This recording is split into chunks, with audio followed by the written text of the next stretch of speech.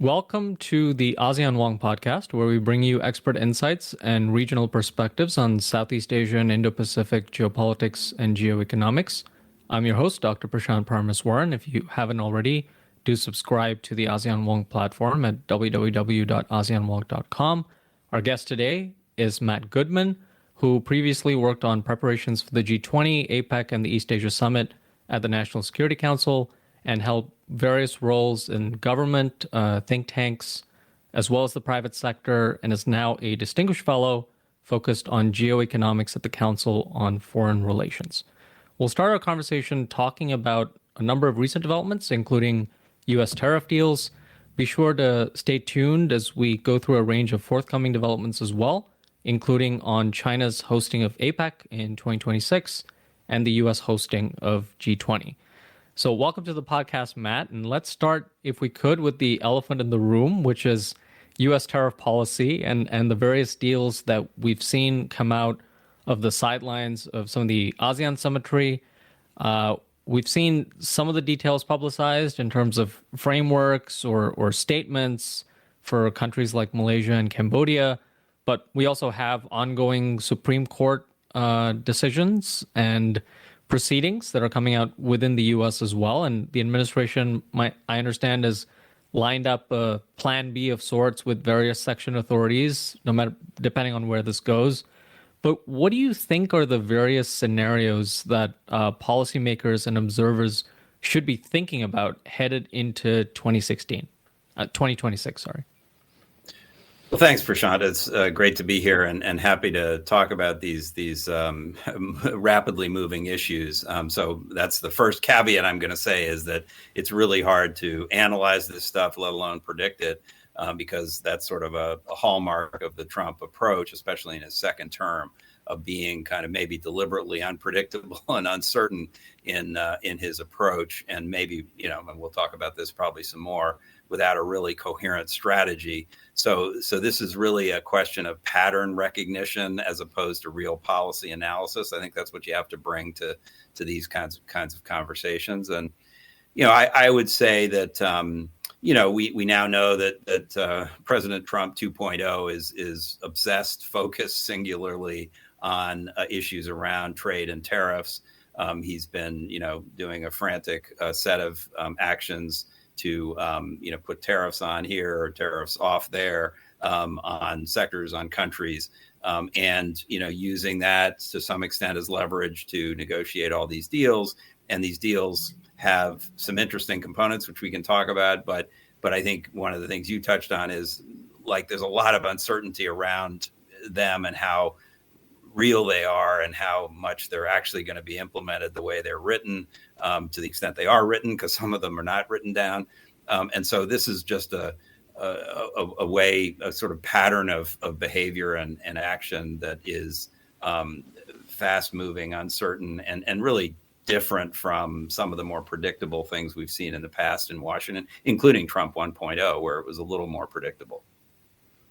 Right. And just to follow up quickly on that, in terms of how this fits into the sort of broader notion of U.S. economic statecraft, in some of these agreements, we're seeing things like, purchases of certain U.S. goods and U.S. products and services, whether it's, LNG or aircraft and so on and so forth.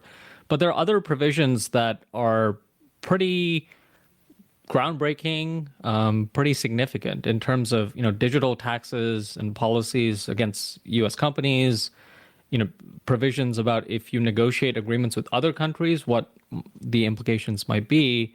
But I guess the broader question from all of this is, how does this kind of factor into broader U.S. policy? I mean, one regional official I spoke to jokingly kind of characterized this as kind of unfriendly shoring, right?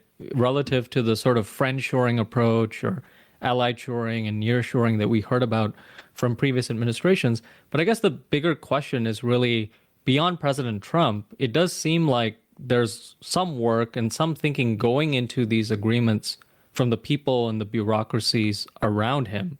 So to what extent do you think this is going to kind of factor and matter with respect to U.S. economic statecraft moving forward? Yeah, a really good set of questions. Really, there's a bunch in there that you've touched on that's important to follow and try to understand.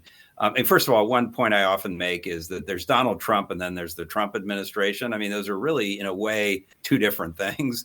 I mean, always the president's view has been important in administrations, but in this case, he's got a sort of unique perspective and unique set of interests and priorities. He has, unusual power over his own administration and sort of broadly over Washington. And so when you look at sort of what he's interested in and doing, you have to somewhat maybe distinguish that from what the Trump administration is doing. And, I think kind of in descending order, what Donald Trump cares about is the big announcement, the ability to sort of say, I've done some big deal, that I'm sort of a big deal maker, and I've made some announcement that I can, tweet or post at 2 a.m. with capital letters. That's kind of, I think, what you start with. I think to the extent he's really concerned about policy, he clearly doesn't like trade imbalances and wants to try to use his superpower of tariffs to bring those down. And then there is this sort of reindustrialization and reshoring and trying to rebuild a kind of a manufacturing capability here in the United States that, for a variety of reasons, has decreased or diminished over his lifetime. And he, I think, wants to go back to an era where we were producing more stuff. And so that's a real sort of policy significant point.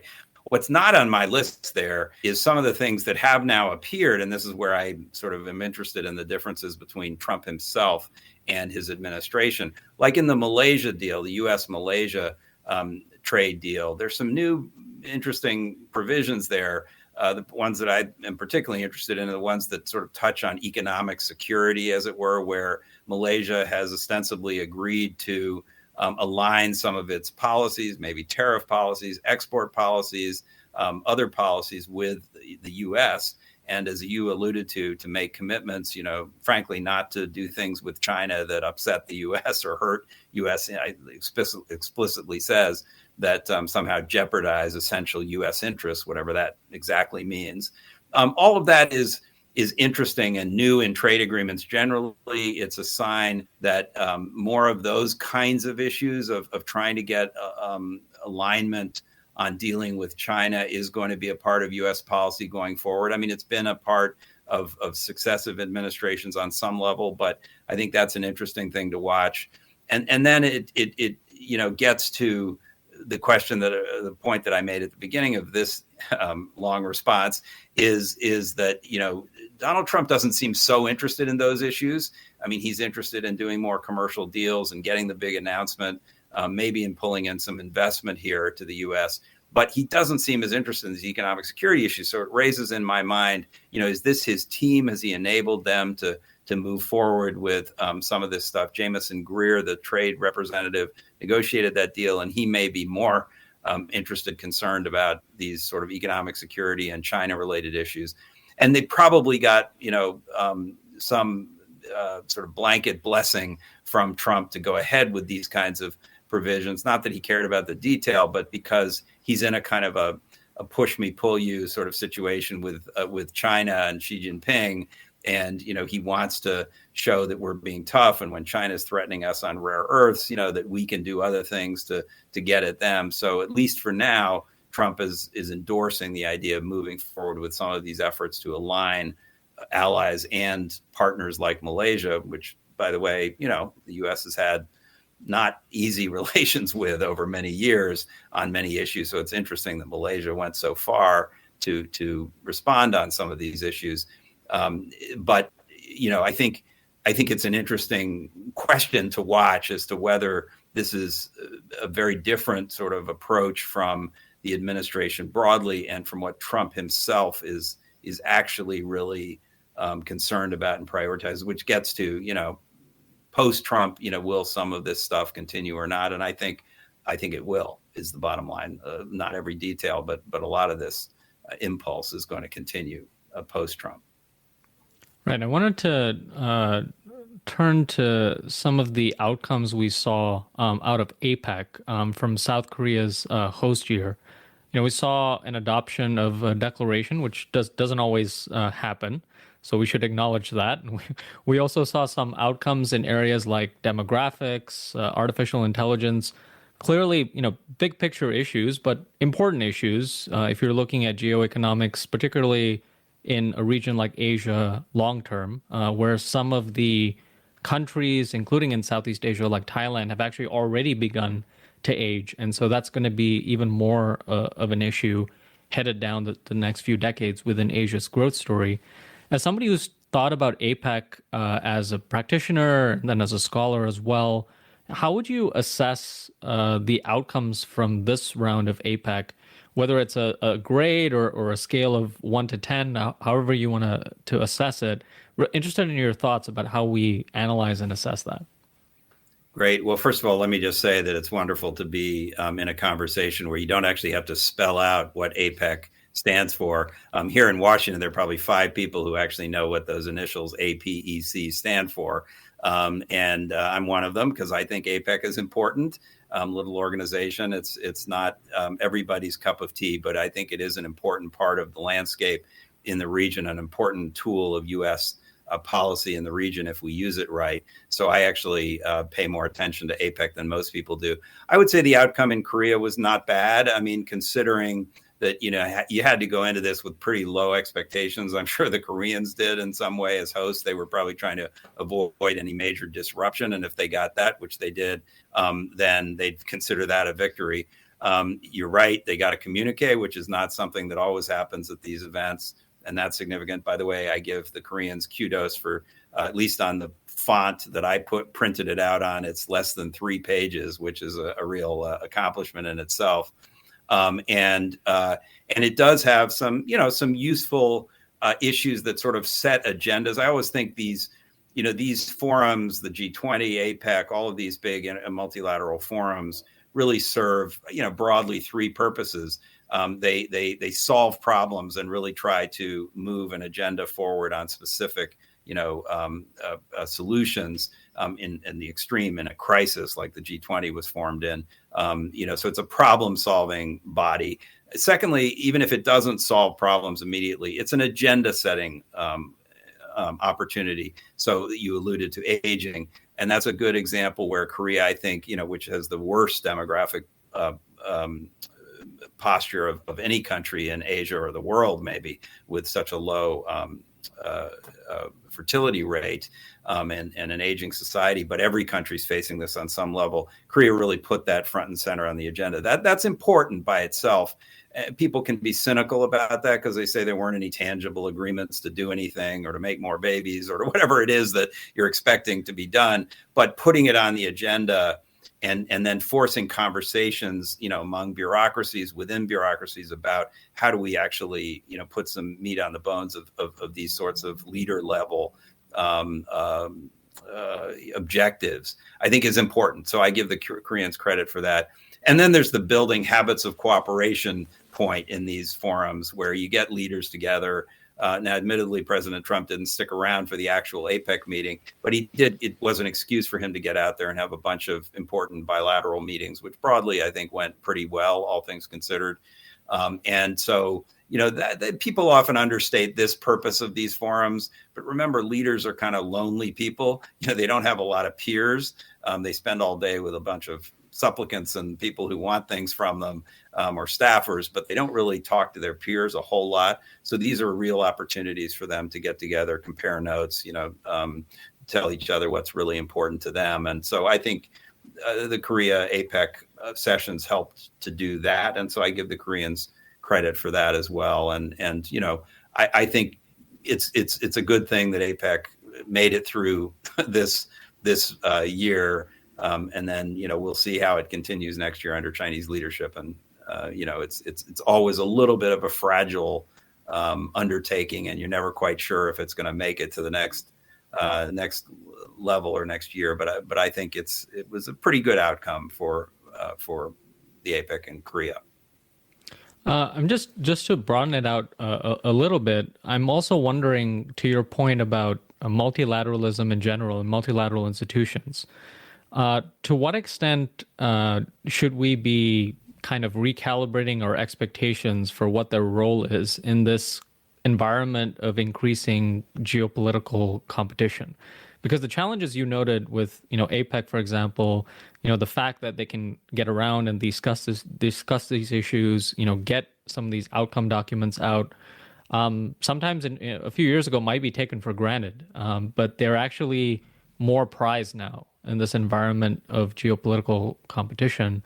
But I'm wondering, this traditional role of multilateral institutions, how are you thinking about those, and not just APEC, also some of the other institutions that you pointed out as well, like the G20, for example? Yeah.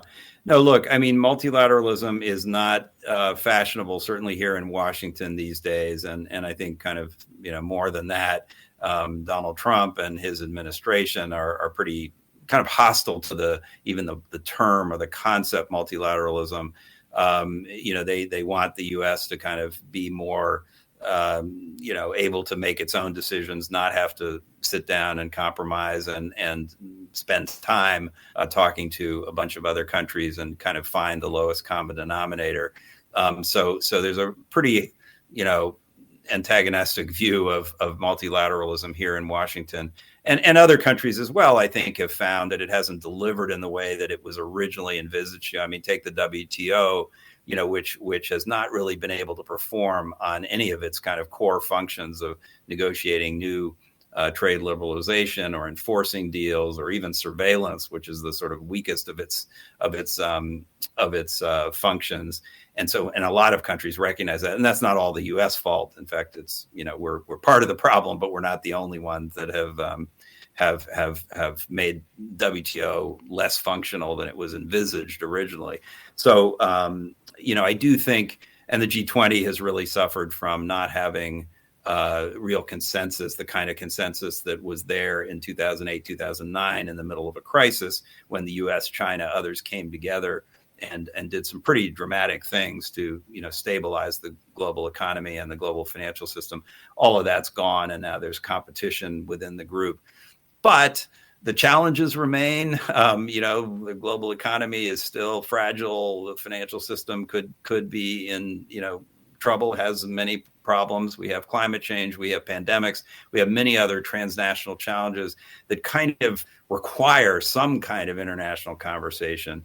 And I think that's what keeps people coming to the table, including the United States. I mean, it's interesting that the Trump administration, in fact, I kind of am not sure why this is the case, has not withdrawn from the WTO or tried to kill it. It didn't in the first term, and this is now the fifth year that Trump has had the opportunity to walk away from the WTO, and he hasn't. And I'm interested in why. Apparently, we paid our dues last week, which I didn't even hear about until just recently, quietly. And so we're still interested in the WTO as useful in some way to do something. And the IMF and the World Bank, similarly, I think Treasury Secretary Bessent has talked about, them as useful institutions, maybe misguided or overbloated or whatever. He wants to reform them, but he hasn't walked away from it. So in practice, I think even in Washington, let alone in other capitals, there's still this impulse, just because of the reality of the way the world works. There are problems and challenges that no one country suffers alone and no one country can solve alone. And so, you kind of got to get together in some way, even if you don't like the term multilateralism or you don't like, some of the commitments that you're obliged to follow through on under the WTO or whatever. So I think it's an interesting question of where all of this goes. And that's a long conversation we can have if you're interested. But I do think there's sort of cross currents here over some of these multilateral forums. They're definitely troubled and have, a hard time making the case for their relevance and getting people to the table. But there's still an impulse to, because of the reality of global challenges, to come to the table. So that's an opportunity.